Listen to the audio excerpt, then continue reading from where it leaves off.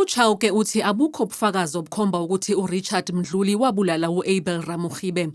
Uthi abashushisi babefuna ukubeka uMdluli icala ngenxa yokuba wasongela uRamogibe ngoba emsola ngokuthandana nentombi yakhe. Uthi nakuba kunjalo akalihoxisanga icala lokubulala kepha walidlulisela kubaphenyi ukuba baphenyisise ukuthi wabulawa kanjani uRamogibe. There was no link. The theory is a theory.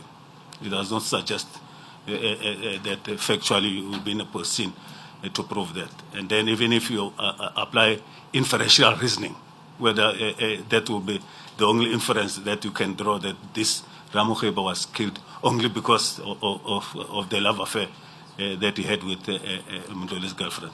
Ummeli kaChauke uAdvocate Thembeka Ngcuka Ithobi namhlanje ukhale ngokuthi akalitholanga ithuba lokuphonza ngemibuzo ummangalo omkhulu kulo komshana uShamila Batohi ngenxa yokuba asiduba lesigcawu nyakenye.